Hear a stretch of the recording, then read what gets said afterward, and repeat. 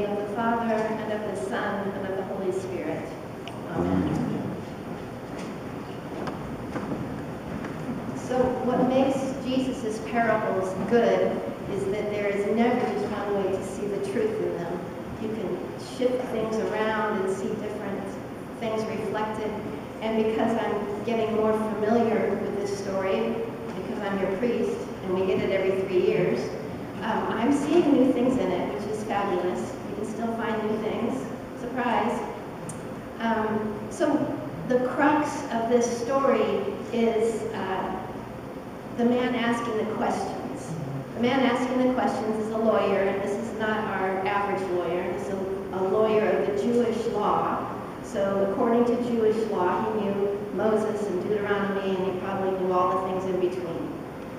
But when he asks this question, he is wanting to fill himself up with being the smart boy and knowing all the answers.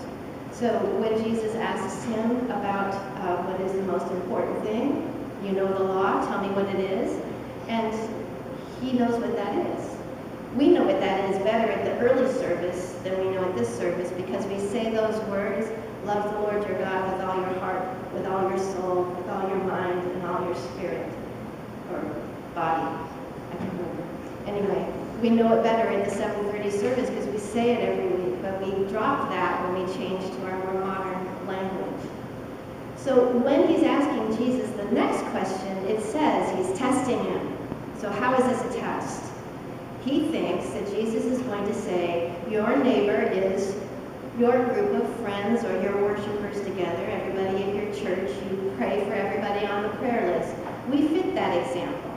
We pray for everybody on the prayer list because that's our family, and we pray for them. Do we pray for people that aren't on that list?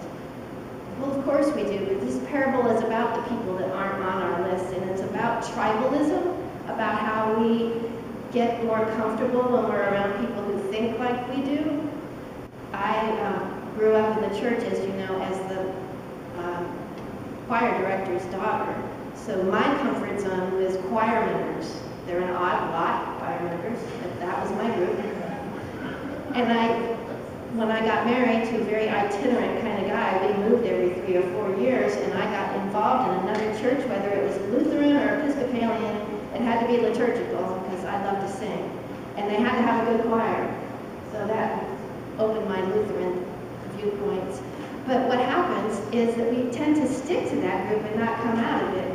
Having to stand up here at the pulpit makes it difficult to be in the choir because I use my voice here and there's not much left to sing with. So let's look at the group that this person wants to be a part of. He wants to be a part of his smart group who knows the one true God, right? And Jesus is going to test him on that. But Jesus sets the stakes really, really high. The people who are in that group walk right on past. The priest, and he would be probably at the altar guild, an everyday Jewish Levite today would be taking care of the altar, which is what they did in the old days. They walk right by the guy. It's the Samaritan whose name you can't even utter in that. If you're a really good Jew, you don't say the word Samaritan, they're bad. And the story right before this is when Jesus and his followers are walking through Samaria. And the Samaritans turn their back to him. They don't welcome him, which is a big no-no in Judaism. You are one thing only, you're hospitable. And they weren't hospitable. Remember James and John wanted to throw down thunderbolts on them and kill them and show his power. And Jesus said, just keep walking. Just keep walking. So now it's this hated Samaritan who does the good work. And it's not just good work. If you look closely at the text, the words that are used in describing this situation are words that are only connected with Jesus in the Gospel according to Luke. Only Jesus. His heart is moved. Jesus' heart gets moved when he's ready to do a healing. And he gets moved a lot in church where they're not supposed to heal on the Sabbath. Remember that? So his heart is just drawn toward this person on the ground.